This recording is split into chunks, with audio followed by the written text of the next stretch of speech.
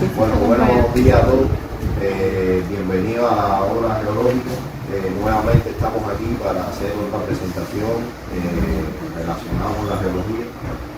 Y hoy vamos a hablar sobre un tema del cual se ha conversado ya bastante en la red, relacionado con los hidrocarburos en Cuba, desde el punto de vista geológico. ¿Dónde están? ¿Qué características tienen? ¿Cómo llegaron a formarse esos hidrocarburos en el ambiente geológico cubano?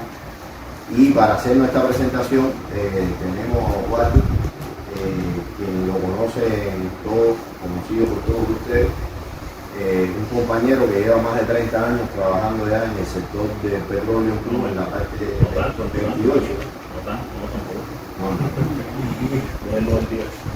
Llevo 25 años. 25 años. Bueno, 25 años trabajando en el sector del petróleo en Cuba. Quien desde los inicios empezó en la parte de los trabajos de pozo, o sea, tiene bastante aplicación práctica desde los inicios trabajando en los pozos de exploración. Trabajó en toda la parte de interpretación de datos geológicos y ha hecho múltiples presentaciones sobre los hidrocarburos en Cuba, tanto a cubanos como a compañías extranjeras que han venido a hacer trabajo. Ha trabajado también en toda la parte de interpretación geofísica de los datos que se han tomado en el territorio nacional para localizar el depósito. Y bueno, es grato tenerlo aquí, le damos la bienvenida y para no demorar mucho, le damos la palabra para que comience la presentación. Si quieres puedes pararte, como tú te sientas.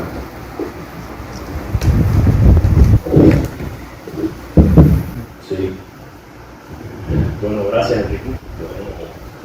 El objetivo de la presentación es actualizar cómo van las cosas en materia de exploración y producción de petróleo. Este es un tema que lamentablemente no es muy divulgado. Y no por nosotros realmente estamos abiertos a presentar nuestros números, nuestras estadísticas, que es lo que más quiere saber la gente. Bueno, cuando yo he asistido a esta sesión, cuando vi el tema de la hora geológica, yo dije, bueno, hay que hacer una presentación que un poco combine las dos cosas, ¿no? Que tenga de geología, pero que también tenga un poco de estrategia, un poco de estadística, de números, porque la gente muchas veces en este escenario hay personas que no son geólogos y necesitan saber realmente cuánto estamos produciendo, cuáles son las perspectivas, qué proyectos hay, qué estamos haciendo en el país para incrementar la producción de petróleo. Y estos fueron los tres temas que me vinieron a la mente incluir en la presentación. Primero, cómo estamos en producción. Después, una pancarta sobre la geología petrolera cubana. Pancartas que se han divulgado ya en muchos eventos. De hecho, esta presentación, una variante muy parecida, se va a hacer la semana que viene en el evento de geociencia. Segundo, geología petrolera cubana, es decir, unas pancartas de nuestro reservorio, sello, qué tipo de escenario estamos explorando en este momento. Y por último, ¿qué hacer? ¿Qué hacer? Por último, es un poco estratégico, ¿no? ¿Qué hacer para incrementar petróleo? La próxima. Bueno, vamos a ver el gráfico. Yo tenía un historial productivo. Nosotros tenemos datos de producción de petróleo en Cuba de más de 100 años. Desde prácticamente que se empezó a explotar Motem nuclear en 1891, pero realmente los registros constantes están a partir de 1900, 1901, pero como toda esa etapa, digamos, donde estaban las empresas norteamericanas aquí en Cuba, el nivel de producción era muy bajo, bueno, empezamos a incluir la estadística en los últimos 32 años. Desde 1991 hasta el año 2022. Esta curva tiene tres momentos, tres comportamientos bien marcados. Lo primero es entre el año 91 y el año 96-97, donde la producción de petróleo comenzó un poco a levantar de un background que tenía antes de 1991 por debajo de las 500.000 toneladas mensuales. Enrique me decía, estamos acostumbrados a hablar en toneladas y no en barriles. Una tonelada de nosotros es 6.28 barriles. En algunos datos sí me voy a referir a los barriles, ¿no? Pero en números globales este comportamiento desde 1991 a 1996, 97 era anualmente entre 1 millón, 1.2, 1.3 millones de toneladas. En el año 96 se hizo algo en Cuba que cambió el paradigma. Se perforó el primer pozo horizontal. Previo a eso se habían perforado algunos pozos que accidentalmente o digamos intencionalmente tenían un poco de desviación. Pero nunca más cuando escuchen que un pozo de petróleo tiene 90 grados de inclinación es que está horizontal. Eso es un ángulo con respecto a la vertical. Y esos pozos tenían una inclinación, esos pozos antiguos, de 20 a lo sumo 30 grados. El primer pozo con terminación horizontal se hace en el año 96 y se hizo en Puerto Escondido. Esto trae implicaciones productivas en un área. Puerto Escondido ya se conocía, no era un área nueva, era un yacimiento que se había descubierto en los años 80, pero que los pozos producían 20-30 toneladas por día. Cuando se hizo ese primer pozo horizontal, en el año 96, que fue Puerto Escondido 5, en esa misma zona que ya se conocía, los pozos empezaron a producir entre 200 y 300 toneladas diarias. O sea, 10 veces más que la estadística que se traía por cada pozo. Esto cambió el paradigma. O sea, a partir de ahí nos dimos cuenta que las grandes acumulaciones de petróleo no estaban debajo de la costa, donde perforaban del año 96 hacia atrás, sino que levantaban esas estructuras de la costa hacia adelante, estaban debajo del mar. Entonces, a partir de ese momento, todos los pozos que perforamos, casi todos, para no ser absolutos, son de terminación casi horizontal o completamente horizontal, 90 grados. Ya sean pozos de exploración, que vamos a buscar algo al norte, o sean pozos de desarrollo, un área que ya conocemos y donde hay que desarrollar perforando muchos más pozos cuando se tiene el contorno o el mapa estructural. Bien, a partir de ese momento, olvidé decir que en el año 91-92, por la situación que casi todos los que estamos aquí conocemos, del gran periodo especial de principios de los 90, se decidió abrir la actividad petrolera a la inversión extranjera. Y empezaron a entrar muchas empresas a Cuba. De esas empresas, la que más éxito tuvo en la exploración fue Shell, tanto es así que todavía hoy se encuentra explorando en Cuba, aunque hoy no tiene producción. Pero en ese momento, Shell comenzó a perforar, a partir de esos resultados, una serie de pozos horizontales en Puerto Escondido, después en otros sectores que ellos también tenían contratados, como Yumurí, Canasí y posteriormente Cebollú. En aquel momento, los pozos como máximo tenían 3.500, 4.000 metros.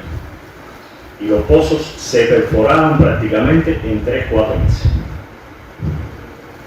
Con los años, todas esas zonas que estaban cercanas a la costa se han ido explotando y hemos tenido que ir explorando y perforando pozos cada vez más largos. ¿Qué trajo consigo esto? Que ese desarrollo que ustedes ven ahí, donde se prácticamente llegó a los 3.5 millones de toneladas anuales, ese desarrollo fue debido a la perforación intensiva en zonas como Puerto Escondido, posteriormente Yumurí, después Canasí, de pozos de este tipo. Como los pozos eran más cortos, como se hacían en menos tiempo, se terminaban todos los años entre 11 y 12 pozos. Hoy en día los pozos casi tienen el doble. Estamos perforando pozos de 6 kilómetros, pozos de 7 kilómetros, y se terminan anualmente entre 3 y 4 pozos. Eso, lógicamente, tiene implicaciones productivas. Y por eso se empezó a registrar ya a partir del año 2011-2012 aquella pendiente, aquella disminución productiva, la pendiente negativa. Esto fue desde el 2011 hasta el año 2020. En el 2020 tuvimos un repuntico que no duró mucho. Crecimos en producción porque descubrimos un nuevo yacimiento. Descubrimos el yacimiento Fraile. El yacimiento Fraile se parecía a las zonas antiguas que habíamos nosotros explotado, pozos cortos de 4.500 metros. Y tanto es así que Fraile se descubrió, después vamos a hablar un poco de ese yacimiento, se descubrió en el año 2020 y entre el 2020 y el 2022 ya hemos perforado 5 pozos. Pero lo hemos perforado por eso, porque realmente los pozos, como el yacimiento está relativamente cercano a la costa, los pozos son de 4.000, 4.500, 4.600 metros. Y los pozos se hacen en solo 6 meses. Esto nos hizo levantar ese piquito que ustedes ven ahí, 2020, 2021, 2022, levantar producción. Pero Fraile es finito, ya hay 5 pozos, no es un gran yacimiento, no es como van a ver, que tiene reservas enormes, miles de millones de barriles in situ y por extraer todavía. Nosotros estamos estimando que Fraile tenga alrededor de 35, 40 millones de barriles de recursos extraídos. Pero no es un yacimiento muy largo. O sea, hemos perforado ya 5 pozos y nosotros estimamos que quepan unos 5 pozos hacia el este. Fraile está de la vega de Santa Cruz hacia el este, en dirección a Ibacoa. Quiere decir que prácticamente en 2-3 años más hayamos cubierto todo la extensión del yacimiento. Por lo tanto, no podemos conformarnos con Fraile, hay que conjuntamente con el desarrollo y la explotación y perforación de nuevos pozos de Fraile, hay que ir buscando un nuevo Fraile. Y para eso, nosotros tenemos una serie de proyectos de investigación como parte de la política de CTI que se tiene en la OCDE, donde se van haciendo proyectos de campo, se van haciendo inversiones y paralelamente se van haciendo muchos trabajos de mesa, muchas investigaciones para ir descubriendo zonas que pudieran parecerse a esta. En otras palabras, para tener una cartera de oportunidades. Una empresa petrolera tiene que tener una cartera de oportunidades, donde cada año sus expertos se sienten y digan, bueno, encontramos con los estudios que tenemos en mesa un prospecto al norte de Puerto Escondido, al sur de Jaruco, donde sea. Vamos a evaluarlo, qué dimensiones tiene, qué riesgos tiene y vamos jerarquizando esa cartera de oportunidades para saber, en dependencia de cuándo estén disponibles los recursos, bueno, qué hacer en el 2023, qué hacer en el 2025 y así ordenar lo que se hace en materia de exploración. La próxima. ¿De dónde se pasa allá? Bueno, en cuanto al gas, hay que decir que hoy la producción diaria de petróleo es alrededor de 42.000 barriles, o sea, 6.300, 6.400 toneladas, que son unos 42.000 barriles de petróleo diario.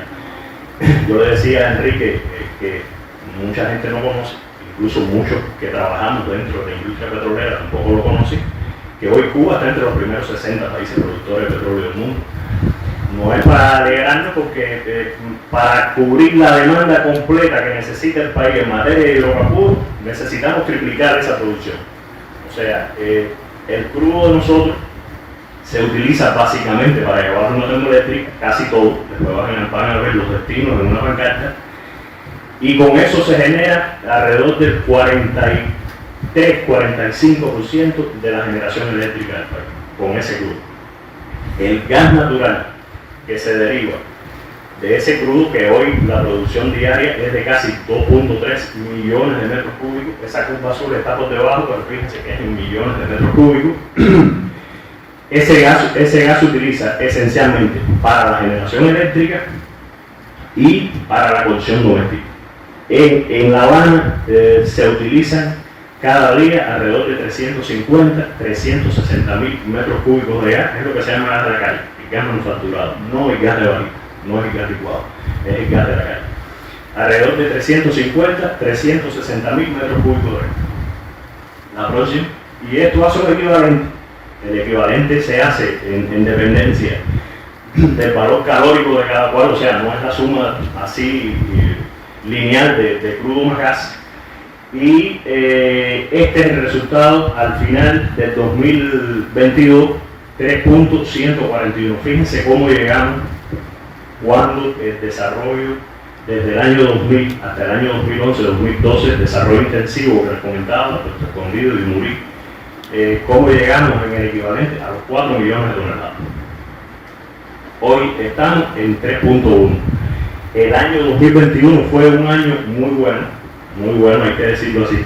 Increíblemente, el 2021 fue un año todavía de pandemia, de más pandemia que el 2022. Sin embargo, para nosotros, no sé para la actividad de ustedes, para nosotros fue peor que el 2021.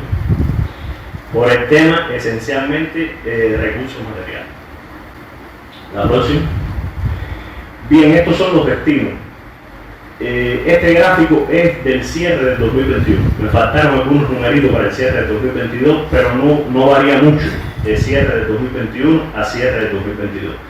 A la izquierda tienen el pie del crudo y a la derecha el del gas natural. Fíjense, 83%, este año también, el 2022 cerró alrededor del 84% del crudo nacional, se utiliza para la generación de, es lo peor que se puede hacer con el crudo. Lo peor que se puede hacer con el crudo es llevarlo para una termoeléctrica y quemarlo. Lamentablemente, de cierta forma, garantiza un nivel de soberanía, ¿no? Y a pesar del estado técnico que todo el mundo sabe que están las termoeléctricas, pero es una tranquilidad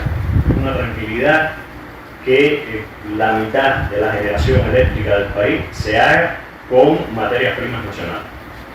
84% del crudo para la generación eléctrica, en la industria del níquel el 4.1%, el 7.9% la exportación. Se utiliza también una pequeña parte para refinar, porque lo que se refina del crudo de nosotros, del crudo nacional, es solo el 2.2%. 2.2 en aquel número que es 2.4 millones de toneladas. O sea, se están refinando alrededor de 50.000 toneladas ya desde hace varios años de crudo nacional. Y generalmente el que se refina es el crudo de allá del Cielo de Ávila, que es de mejor calidad, es más ligero, que menos azufre tiene. Y hay proyectos para incrementar la producción de petróleo en ese lugar y además para buscar otras acumulaciones similares que nos permitan tener un crudo de mejor calidad. Bueno, el gas, la generación eléctrica, 74% del gas se utiliza en la generación eléctrica. Al concluir el año 2022, la generación con gas fue poco más del 8%. O sea, cuando sumamos ese 8% del gas con el 40 y pico % del crudo, por eso decía que más del 50% de la generación eléctrica es con fuentes nacionales. El otro por ciento, no quiero meterme en ese tema, pero el otro por ciento, ustedes ven, generación móvil, las palanas, etc. Grupos de electrógeno, los parques diésel. Ahora, el 22% de nuestro gas es casi todo se utiliza. Generación eléctrica en las plantas de gas, Varadero, Puerto Escondido y Boca Jalú, y lo otro es para la producción doméstica aquí en La Habana, que les comentaba. Se utiliza un poco en una fábrica de loza que hay en San José de las Lajas, porque son volúmenes muy pequeños, y el consumo interno de nuestras plantas, que consumen algunos miles de metros cúbicos diarios. Bien, la próxima.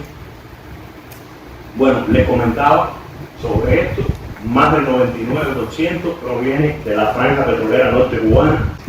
Bueno, producción diaria, 42.000 barriles de crudo, 2.3 millones de metros cúbicos, eso hace un equivalente de 60.000. Ahora, las características de los crudos: pesado y extrapesado. Es malo para refinar, es malo incluso para generar electricidad, pero es muy bueno para asfalto y muy bueno para petroquímica. O sea, todos los componentes que se le sacan después de la refinación, plástico, otros productos químicos, azufre, amoníaco, son el crudo de nosotros, que es bueno para eso. Lamentablemente no tenemos un desarrollo nacional de la industria petroquímica, tenemos algunos proyectos que están empezando, pero no tenemos un desarrollo todavía fuerte para sacarle lo que de verdad se le puede sacar el crudo de nosotros.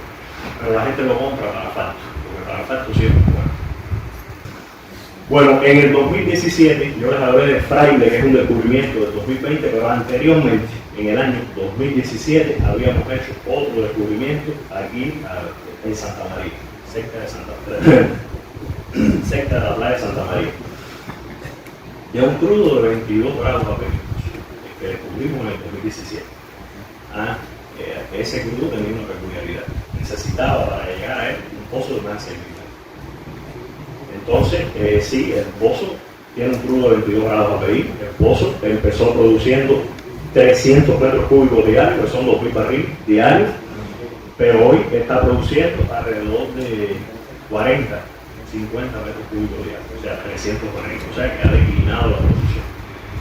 Es un pozo que no produce los reservorios convencionales de la franja petrolera, los produce en fases carbonatadas, arcillosas dentro de vegas altas, y eso implica que sus características como reservorio no sean iguales, sean peores. Y por eso a lo mejor depletó. Pero todavía está produciendo, y el crudo tiene 22 grados AP. Lo único que para llegar a él se necesita un pozo que nos está costando más de 30 millones. Al aparecer Fraile, 3 años después, pocitos más cortos que le dan producción más rápida y que además tiene 17 grados API. El Fraile es un crudo refinable. A ver, a nosotros hoy nos está llegando, a nosotros al país, está llegando crudo que en densidad es más denso que el Fraile. Crudo de 16 grados API. Lo que pasa es el azufre, la cantidad de azufre que tiene 17 grados API, pero tiene 6% de azufre. Entonces eso complica todo el proceso de refinación. La próxima. Bueno, siempre hay que hablar de números, sobre todo cuando uno se va a sentar frente a un extranjero a tratar de convencerlo. Al extranjero sí, siempre te escucha tus ideas, lo que tú creas, que si aquí hay petróleo, que si allá no hay, que si yo tú hago esto, yo tú hago lo otro, pero hay que hablar de esto, que son los números, los volúmenes. Estos son los millones de barriles acumulados que tiene hasta el cierre del 2022 los principales yacimientos de nosotros. Las áreas verdes son los yacimientos históricos, las áreas azules son las que hemos hecho exploración en los últimos 5-7 años. Los parámetros, las porosidades, permeabilidades, saturación, una letra ahí, saturación de petróleo, espesor neto sobre efectivo, las temperaturas, producciones acumuladas por pozo y el factor de reposo. Muy bajo, 5 o 7%. Tenemos también en nuestra política de CTI dos proyectos que están vinculados a esto, al incremento del factor de reposo. Porque si además de perforar un pozo caro, si además el crudo no ser muy bueno, si además el uso que le voy a dar no es convertirlo en dólares porque lo voy a quemar en la termoeléctrica, si además de todo eso lo que traigo de abajo es el 6%, bueno, estamos vivos de milagro. Y aún así digamos, la operación de exploración-producción es rentable. Recuerden siempre el número. Con $11 extraigo un barril. Y si lo vendo, 25, 37 dólares hoy. A lo mejor mañana va un poco más porque la tendencia es de nuevo a subir un poco. El crudo de nosotros es aproximadamente el 50 y tanto, 60% de los dos referencias, del Brent o del WTI, muy parecido. Así que cuando oigan 60% del barril del Brent, el de nosotros 50 y pico por ciento, 34, 35 dólares por barril. La próxima. Bueno, exploración. ¿Qué hemos hecho en los últimos años en exploración? La próxima. Un clic. Bien, en el año 2014 nosotros adquirimos estos datos sísmicos que están aquí. Dijimos, vamos a hacer una adquisición sísmica 3D porque pensamos que todavía nos quedan áreas en la zona probada que tenemos nosotros por explorar. Hicimos esta adquisición sísmica, que son estos datos que están aquí, y a partir de él se identificaron una serie de prospectos y perforamos un pozo al norte de Boca Jaruco, el Boca Jaruco 1002 en el 2016. O sea, esos datos se adquirieron en el 2014, pero después hay que prepararlos, procesarlos, interpretarlos y todo eso tomó 2 años. El primer pozo derivado de ese estudio fue, estás dándole tú muchacho, estoy dándole yo. Bueno, fue el Boca Jaruco norte 1002, seco.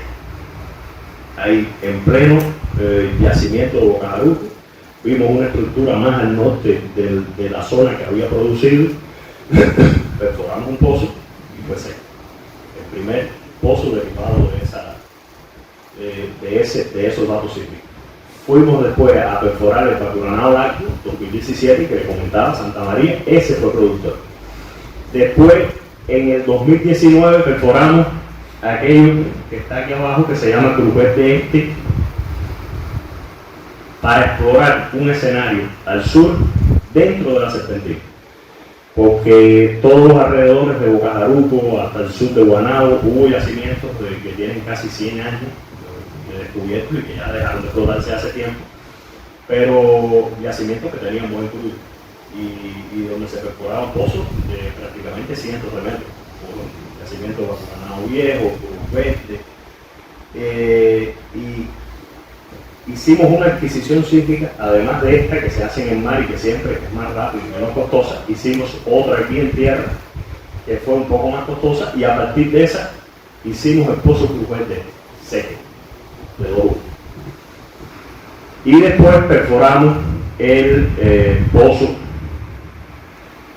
Fraile Mil, que es este que está acá. Después vamos a ver otras pancartas, algunos detalles más de Fraile Mil, y ese fue exitoso. O sea, darle un clic, en los últimos 5 años hemos hecho 4 pozos exploratorios y tenemos 2 descubrimientos. Eso es una buena razón de éxito, muy buena. De hecho, una razón de éxito de 20% ya se considera muy buena. Claro, no pensemos que somos unos bárbaros. Estamos explorando en la zona menos riesgosa.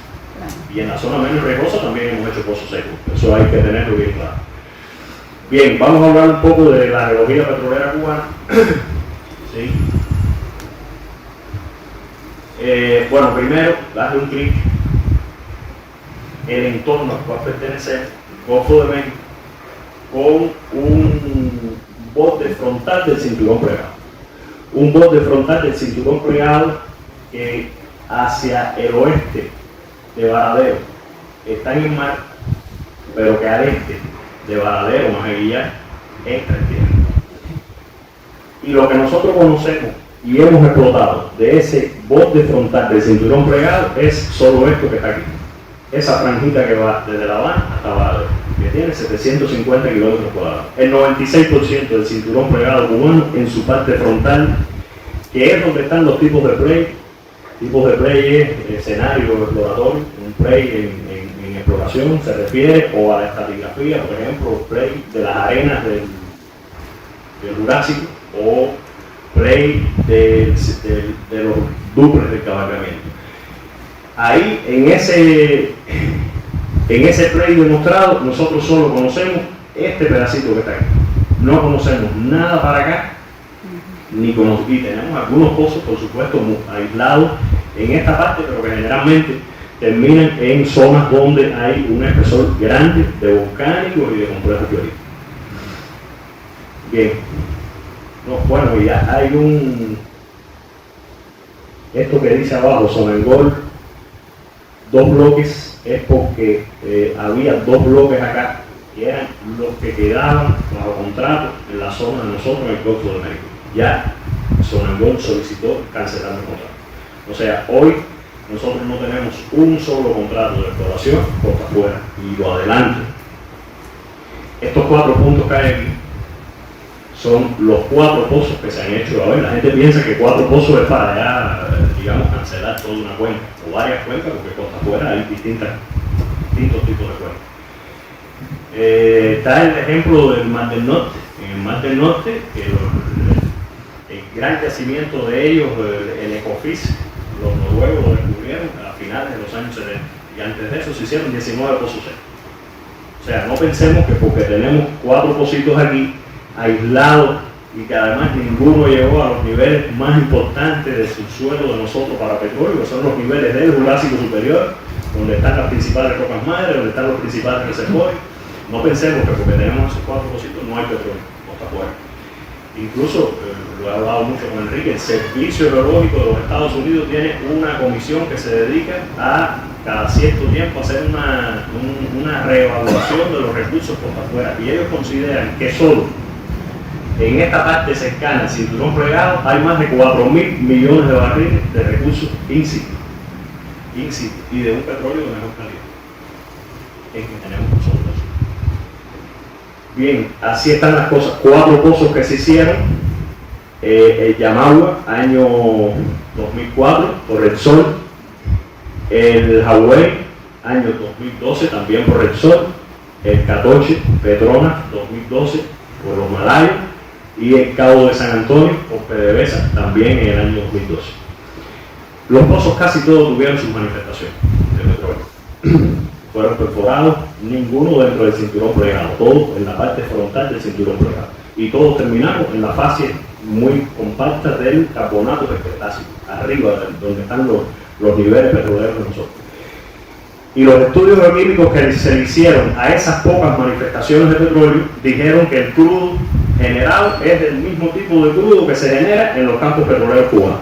O sea, llegaste al nivel del Cretácico y la cocina, la roca que está generando, se quedó más profunda y de cierta forma migró.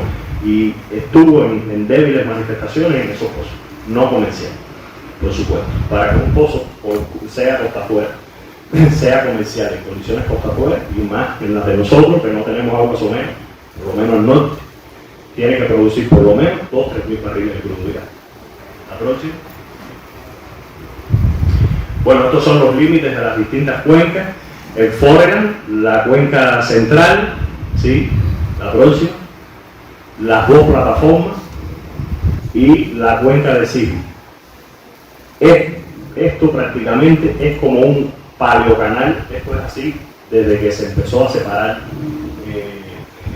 la Pangea hace 200 y un poco más de millones de años, donde en toda esta zona se depositaron fases de cuenca y en esta zona fases de plataforma.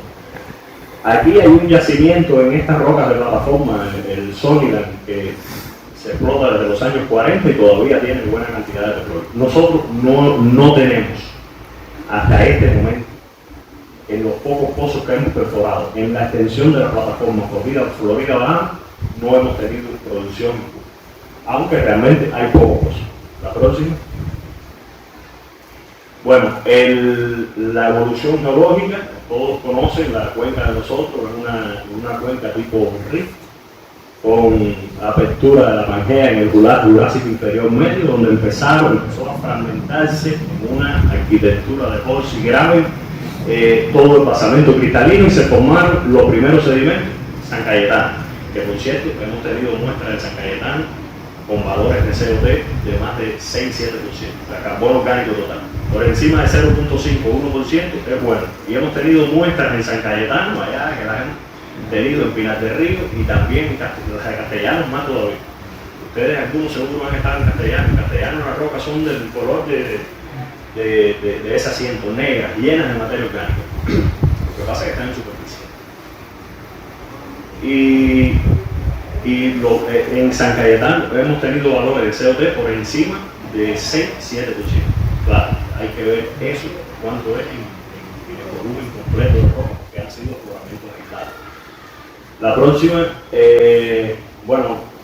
dale atrás, es la evolución, toda la evolución desde la etapa del rift, desde la etapa de deriva, donde ya empezaron a separarse las zonas de cuenca y las zonas de plataforma a los lados, con sedimentación pelágica al centro y de grano grueso a los lados, de plataforma, de shale. Y ya al final del Cretácico es la etapa de colisión, donde se forma la geometría de lo que es el cinturón plegado y cabalgado cubano. Las trampas nuestras están formadas por un sello, que es el terciario, una roca madre, que es el Jurásico superior, esencialmente titoniano y también de lofotiano, y un reservorio que también es del Jurásico, o sea, el Jurásico superior es roca madre y también es reservorio. La próxima es una columna típica pre-compresión, o sea, con las formaciones ordenadas como si no estuvieran comprimidas en su estatus inicial. La próxima. Y una sección sísmica típica dentro del cinturón plegado con un pozo real, o sea, esto es un pozo en Varadero los más largos que estamos haciendo. Nosotros estábamos en una diapositiva atrás, pero no lo comenté, hicimos hace 2 años el pozo más largo de Cuba, 7.740 metros, pozo Varadero 2011, y este año estamos perforando en 2012, que debe terminar por vez primera, llegar a los 8.000 metros. Vamos a ver si llega. Claro, los perforadores cuando ven esto hacen una fiesta. Yo les digo a ellos, mira, yo la fiesta la haría cuando el pozo me dé esos mismos y perfore 1.500 metros nada. Porque sí, tecnológicamente es una fiesta, pero para el bolsillo te deja llorando porque un pozo de 8.000 metros puede costar hasta más de 40 millones de dólares y más de 50 dólares. Lo que son pozos que producen 500 toneladas, 3.000 y pico de barriles diarios y realmente se recuperan, digamos, en 4 o 5 años y después produce petróleo 20 años. Son pozos que tienen una vida productiva de más de 20 años. Entonces, vale la pena gastar esos 40, 50 millones de dólares. Esta es la configuración de las trampas nuestras en la franja petrolera cubana. No importa si estamos en Boca Jarugo o en Puerto Escondido o en Varadero, casi siempre la constitución geológica es muy parecida. Hay una parte que mucha gente llamaba el neoautóctono, nosotros llamamos posorogénico, que es desde el Eoceno medio superior hasta reciente, donde hay carbonatos de elevada porosidad, carbonatos de ambiente de elevada energía. Posteriormente se tiene una parte sinorogénica de Eoceno inferior, que llamamos Capdevila, que se encuentra sobre apilados ya de serpentina, de roca acá, estoy estudiando, de roca fracturada, donde muchas veces en esta parte superior de los pliegues hay acumulaciones de petróleo. Tenemos varios yacimientos en Cuba que producen en serpentina. Fíjense, acumulación aquí arriba, 700, 800 metros, y generación de petróleo acá abajo, por debajo de los 2.000, 2.500 metros, que es donde estimamos está la ventana de generación de nosotros. Después atraviesa zonas del sinorogénico, del Cretácico superior, que muchas veces están sobre mantos de carmita, carbonatos del Cretácico, del Altiano, y posteriormente ya entra en el mundo de las trampas petroleras, donde el sello es la formación Vega Alta, el Paleógeno, Paleoceno, Eoceno inferior, y se repiten varios mantos donde muchas veces están ordenados desde el Neocomiano. Ustedes saben que nosotros separamos veloz en varias formaciones, Morena, Ronda, Cifuentes, hasta llegar al Titoniano, y después vuelven a repetirse. Este primer manto tiene desde el Neocomiano hasta Constancia, que es Ofordiano, y después vuelve a repetirse Quimeridiano, y después vuelve a repetirse Titoniano y Quimeridiano. Esto es en Varadero, no es que en todos los lugares sea así. En muchos otros ahí está, por ejemplo, la formación Amaro, que es más cristiano, a veces no, a veces entra el manto directamente en Titoniano. Es variable, pero la constitución generalmente es muy parecida a esta que mostramos aquí de Varadero. La próxima. Bueno, Cuba está llena de manifestaciones de petróleo superficiales. Hay exploradores en el mundo a los cuales esto no les gusta. Hay otros que sí. A mí, por ejemplo, me gusta, porque esa es la evidencia directa. Si la trampa retuvo o no retuvo hidrocarburos, eso es un problema que tienes que investigar y tienes que hacer de símil y tienes que contornear y cartografiar. Pero tener el petróleo delante de tus ojos es la única manera de saber que se genera. Entonces, estos círculos rojos es donde hay petróleo de la familia 1, generada por el grupo Veloz, ambiente carbonatado, con mezcla de arcilla. Familia 2 es también generado por rocas madres de ambientes carbonatados, pero con mayor presencia de arcilla. Y familia 3 se estima que la roca madre principal sea del Cretácico medio, donde también hay un volumen de arcilla considerable. Todo esto que hay aquí son manifestaciones superficiales. Aquí están las producciones de Cuenca Central. Fíjense al occidente también cómo hay. O sea, Cuba realmente está inexplorado y tiene muchos aspectos, digamos, positivos que nosotros se los enseñamos a todos los extranjeros que vienen a hacer negocios con nosotros. Por supuesto, algunos, digamos, mueren el anzuelo o hacen contratos, están explorando en Cuba. Pero lo cierto es que hoy, ese numerito no se lo he dado, la producción derivada de las empresas extranjeras en Cuba es de solo 50, 60 toneladas. Cuando les mostraba aquel gráfico, eso siempre se me olvida comentarlo y es importante. El gráfico que muestra el historial productivo y la tendencia de cuando producíamos 4 millones equivalentes y que después bajamos. Hay un detalle que no mencioné. Cuando producíamos esos 4 millones de toneladas anuales, el 60-65% era de la empresa extranjera. Y a nosotros nos costaba mucho ese petróleo, mucho, porque tanto la Cherry como Quebec, que fueron las dos empresas extranjeras que más petróleo salieron aquí en Cuba, el modelo de contrato, bueno, yo saco el petróleo, te doy tu mitad y con la mitad mía En vez de yo montarme en un barco y llevármela y venderla en el mercado mundial, te la vendo a ti mismo. Nada, eso era muy cómodo para ellos. Entraban con dinero y salían con dinero. Pero a nosotros nos costaba y mucho, porque en aquel momento el precio del crudo era muy superior al de hoy. Llegó incluso hasta más de $100. Entonces, hoy en día, la situación es completamente, hoy en día, más del 99% de la producción que se tiene de petróleo es DQP.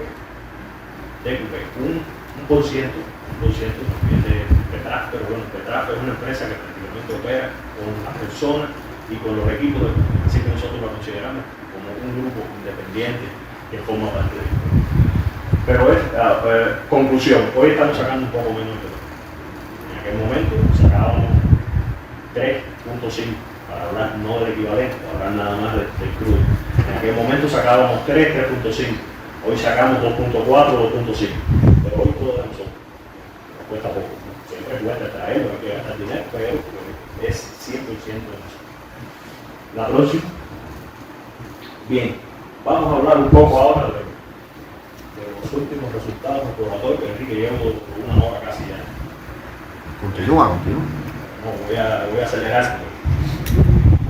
Los últimos resultados exploratorios. Como les comentaba, que lo mejor que nos ha pasado en los últimos años es haber descubierto Fraile. Fraile es un yacimiento que hoy tiene 5 pozos, que produce diariamente casi 5.000 barriles. Esos 5 pozos producen 5.000 barriles. Y que quedan unos pocos pozos por perforar, 5 o 6 pozos por perforar. Cuando nosotros hicimos la interpretación sísmica y decidimos perforar el primer pozo en el año 2020, que fue descubridor, lo que hicimos fue un clic, hicimos un caño vertical y dijimos, vamos a explorar el frente de cabalgamiento. Nunca lo habíamos hecho de esa forma. El frente de cabalgamiento es todo esto, es donde llegan todas las escamas contra un frente de deformación y donde todas las rocas arcillosas muchas veces causan esta expresión sísmica. Son amplitudes más elevadas, son reflectores más fuertes, y esta expresión sísmica más atenuada es la roca que viene por, donde la onda se pierde y la respuesta es, muchos de ustedes lo conocen, está mejor que yo. Entonces, ¿qué dijimos? Vamos a perforar un primer caño y barrer todo el frente de deformación. Y vamos a ir hasta casi los 2.100 metros verticales. Y vamos a probar en el camino, independientemente, cuánta cosa encontremos. Cuánto manto nosotros encontremos con petróleo, vamos a probar. Paramos ahí y hacemos una prueba de producción. A ver cuánto nos da. Seguimos perforando. Paramos ahí, hacemos una prueba de producción. Hacer una prueba de producción es sacar todo el sistema de lodo que hay, que tiene una densidad y que le mete presión a la formación y no la deja fluir adecuadamente, cambiarlo por agua y poner el pozo a producir a ver cuánto da. Después hacer un proceso inverso, volver a meter lodo en el pozo, seguir perforando hasta llegar a la boca. Así de simple. ¿Y qué encontramos? La próxima. Encontramos una zona, un primer manto aquí, con 2 piedecitos, otro intermedio, otros 2 aquí intermedio y uno más profundo. La próxima. Cuando probamos este intermedio, nos dio agua, azul, agua. La próxima. Cuando probamos desde abajo, el más profundo, nos dio un poquito de agua y un poquito de petróleo. Pero donde hay un poquito de agua y un poquito de petróleo, lo que más se mueve es el agua. Entonces dije, vamos a no explotar eso. Y luego, cuando probamos todo arriba, este sí nos dio de petróleo. Este sí nos dio puramente petróleo. Y que decidimos al final hacer un caño, la próxima, ir atrás, hicimos un caño, y eso es lo que hoy está produciendo petróleo. Eso que descubrimos en ese caño, o sea, cementamos todo lo de abajo, cementamos lo abandonamos, hicimos una reentrada aquí, y esto es lo que hoy nos está dando petróleo. Así hicimos en el 1002, en el 1001, en el 1002, en el 1003, en el 1004, y hoy estamos haciendo 1005 y 1005A. O sea, ya cuando terminen este año van a ver 7 pozos produciendo Fraile. Bien, esto que está aquí es el yacimiento Fraile. Estos pozos son los perforados, estos son los que nos quedan por perforar. Hay que señalar que al oeste de donde nosotros estamos perforando, esta frontera roja que hay aquí, es una frontera donde nosotros operamos para acá, nosotros y Petraf opera para acá. Por lo tanto, a nosotros nos quedan 5 pozos, pero a Petraf le quedan 6. O sea, ahí queda bastante zona por perforar todavía en el área Fraile. Bueno, ¿por qué llegué aquí? ¿Qué hicimos en distintos sectores de la franja petrolera? Porque a medida que se explota un yacimiento de petróleo, la cantidad de petróleo va bajando, pero la cantidad de gas va subiendo.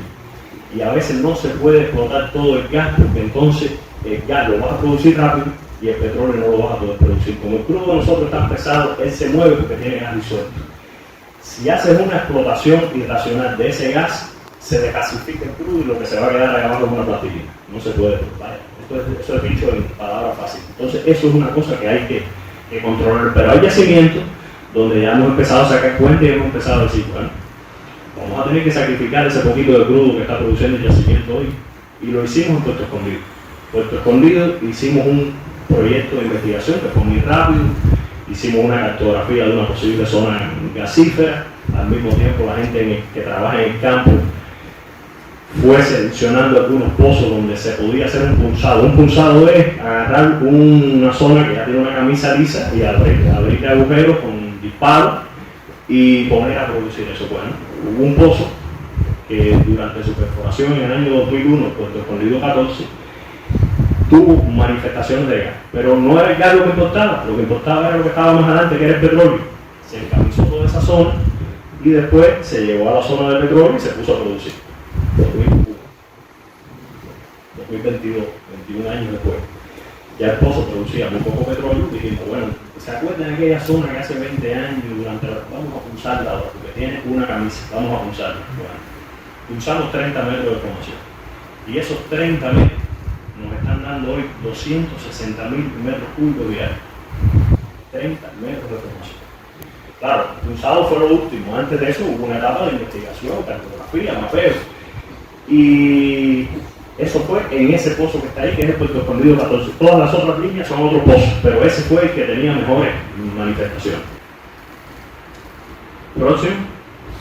Bueno, tuvimos un pocito ahí que nos está dando buen resultado. No quiere decir que toda esta zona que está cartografiada aquí tenga las mismas condiciones de saturación por lo heterogéneo que es el subsuelo cubano. Pero vamos a ir a aceptar. Vamos a perforar pozos porque ya 200.000 metros cúbicos de gas justifica la perforación de un pozo. Con decir 200.000 metros cúbicos de gas se genera la misma electricidad que más o menos 180 toneladas de petróleo. Es como tener un pozo de 180 toneladas de petróleo. Y es un pozo de 2.000 y pico metros que se hace en 2 meses. Estamos ahora terminando de perforar este pozo. Que lo hicimos para buscar la misma zona que en este producto. Vamos a ver si nos da resultado. Y después, si este nos da resultado, nos vamos a perforar estos otros pozos. Si esos dos pozos salen bien y nosotros pudiéramos tener 3 pozos ahí produciendo, estimamos que este año nos vamos a terminar en 900.000 metros cúbicos de gas. 900.000, recuerden los números que traíamos, 840, 830, 820 y pico, y de repente, si eso sale bien, podemos subir a casi 900 y tal vez más, si salen bien. La próxima. Bueno, ¿cómo están las compañías extranjeras que están operando? Siempre, a ver, el hecho de que hoy el 99.8% de la producción de petróleo sea nada más de Cuba, no crean que es tan bueno. Es bueno porque nos cuesta menos si es de nosotros, pero esto, para echarlo para adelante, la inversión extranjera tiene que participar también. O sea, no es para hacer una fiesta porque todo el crudo sea de nosotros.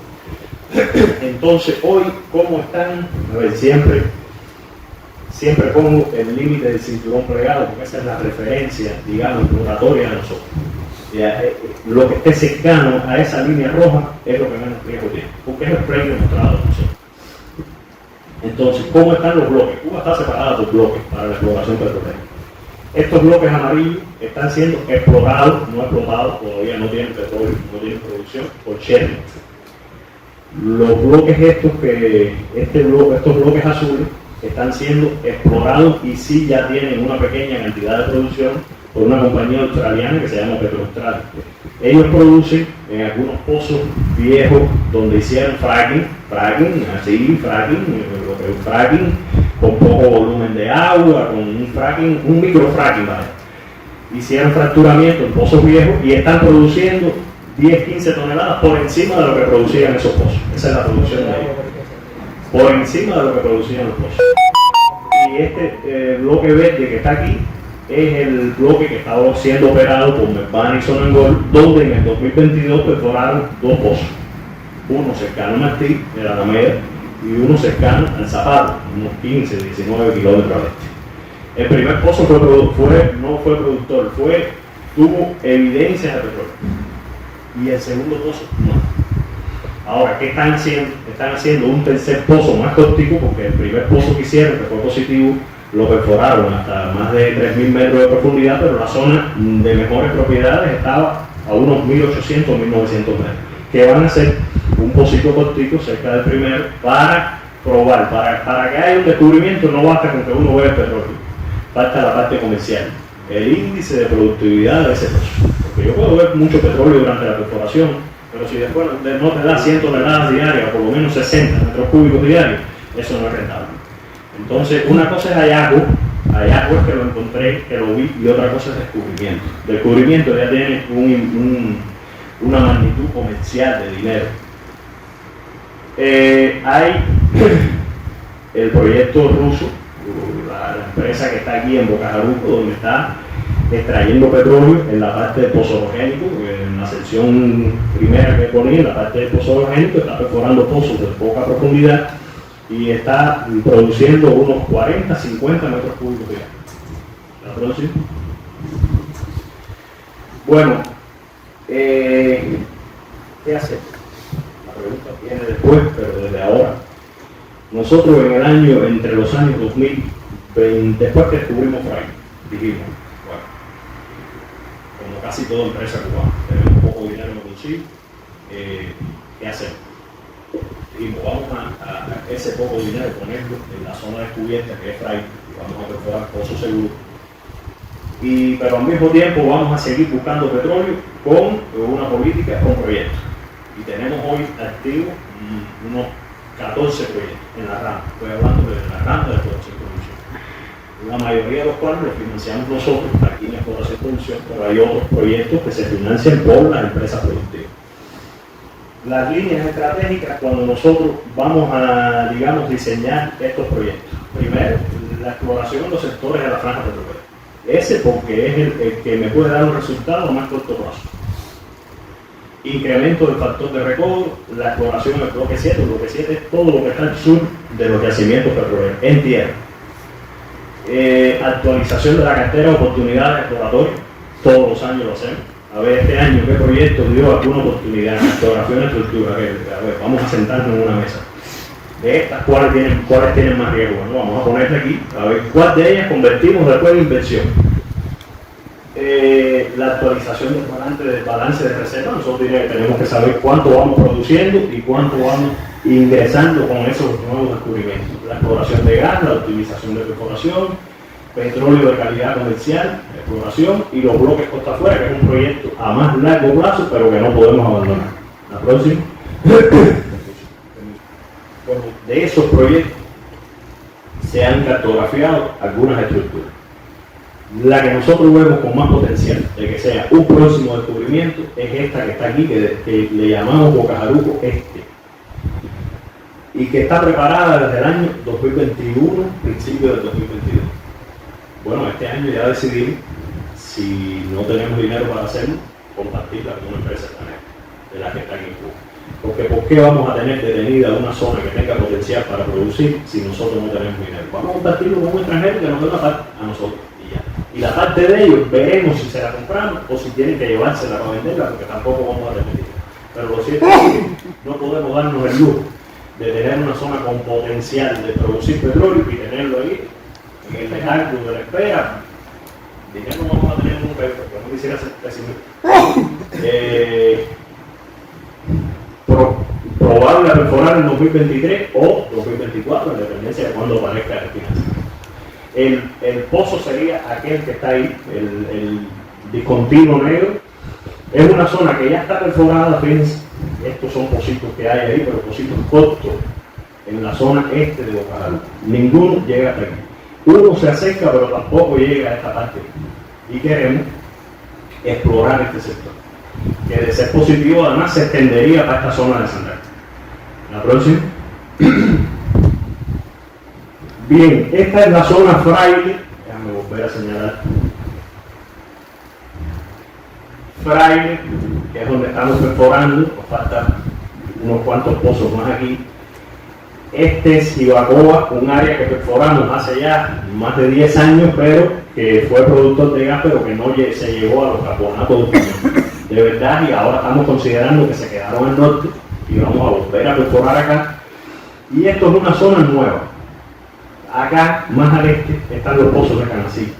Y esto es una zona que está al oeste de Canacil, que es chiquita, pero los pozos de Canacil, según yo recuerdo, son los únicos pozos en Cuba que en su estadio inicial de explotación, algunos han dado 1.000 toneladas diarias. 1.000 toneladas diarias son 6.000 toneladas diarias. Entonces, cualquier zona que nosotros detectemos en nuestro proyecto de investigación que esté cerca de Canacil, eso es un foco rojo que hay que prestarle atención ya. Y esto es otro sector que tenemos en nuestra cartera de oportunidad, pues, en cuanto podamos hacer una decisión de inversión. La próxima.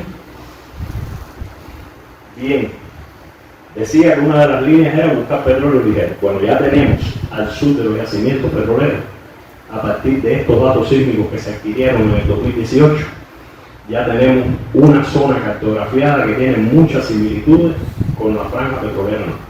Lo único que esto no tiene grandes espesores de serpentinas arriba, y esto sí. ¿Qué implica esto? Que aquí el petróleo tiene 8, 13 grados a pedir, pero acá abajo, como está más caliente y más hundido, puede ser el petróleo más liviano. También está en la cartera de oportunidad. Esto es una zona muy potencial, esto también son zonas potenciales, y ya lo tenemos ahí preparando inversiones. La próxima. Costa afuera, siempre me gusta mencionar algo, porque la gente siempre se queda con aquello de bueno, ¿qué está pasando en costa afuera? Bueno, ya les decía que hoy no hay empresas petroleras. Hoy todos los bloques que hay costa afuera en Cuba están abiertos a la inversión extranjera. Inversión extranjera porque si nosotros no tenemos para hacer un pocito de 3 kilómetros, imagínense, va a ser un pozo de 150 millones de dólares.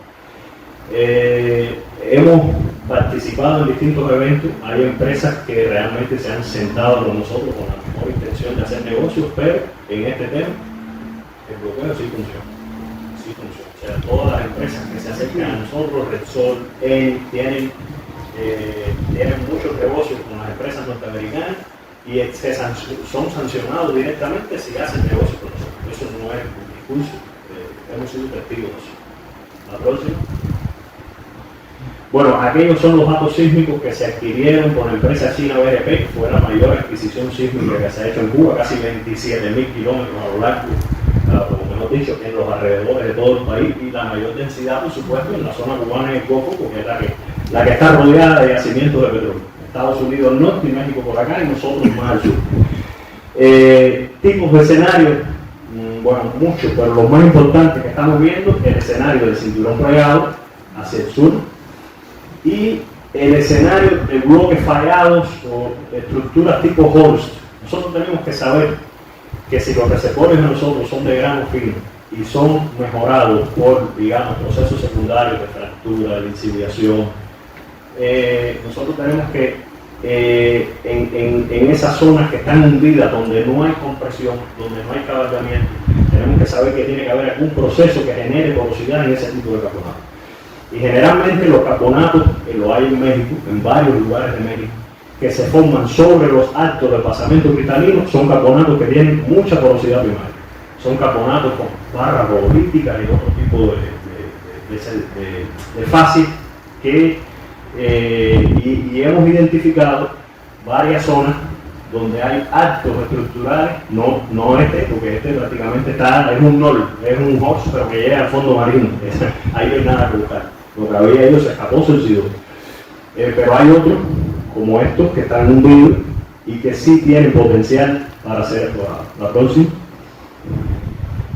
Sí, darle algunos clics ahí. Estos son algunas líneas, sí, otro clic, algunas líneas sísmicas que por afuera, donde se ve el escenario del cinturón plegado por acá, este paquete de reflectores que yo personalmente, mucha gente no coincide conmigo, pienso que sean las fases de las arenas de los Fortianos, porque es después de los Fortianos donde empieza esa inundación y empiezan a separarse el escenario de sedimentación plástica. Mucha gente, Poviella, por ejemplo, considera que los Fortianos es la parte alta del Sinriff, porque tiene una sedimentación también plástica. Y la parte realmente donde se diferencia en esos momentos de sedimentación plástica y sedimentación carbonatada es al final de los cordiales. Por lo tanto, nosotros consideramos que este paquete de reflectores que hay aquí pudiera perfectamente ser de los cordiales. En México hay zonas que producen en arenas de los cordiales, que son arenas de poco espesor, pero que tienen unas porosidades gigantescas y se extienden por unas grandes áreas. La próxima. Ya, esto es una interpretación, la zona posorogénica, la próxima, toda la sección del paleógeno, o del eoceno, el paleoceno, todo el intervalo meridiano, titoniano, el intervalo del... Bueno, hemos separado 3 tipos esenciales de play para la exploración costa afuera. Primero, los dúplex, que son los que están asociados al cinturón plegado y donde se han cartografiado estas estructuras que se ven aquí en rojo. Estas estructuras que están aquí. Aquí adentro no hay porque son los bloques que estaban bajo contrato, pero sí hay muchas estructuras también ahí adentro. La próxima, estos que son bloques fallados, o sea, las estructuras tipo Holst, estas amarillas y estas azules en la cuenca de este país, y las arenas de los Fordianos y del Sinriff, que son las que están más al norte.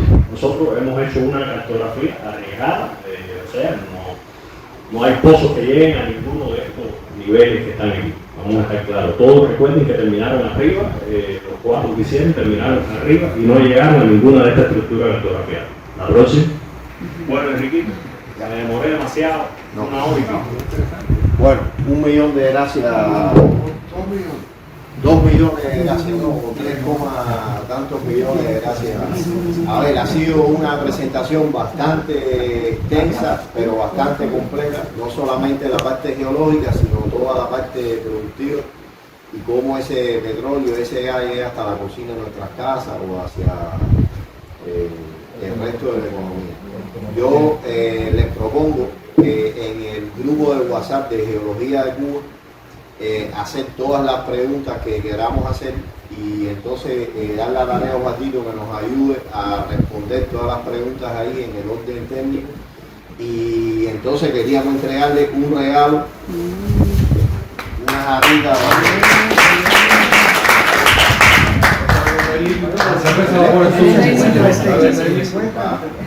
La sorpresa va a pasar, existe todavía. Bueno, 1 millón de gracias a todo el mundo. Gracias a ustedes. Nos vemos en la próxima hora geológica del mes de mayo. Saludos a todos.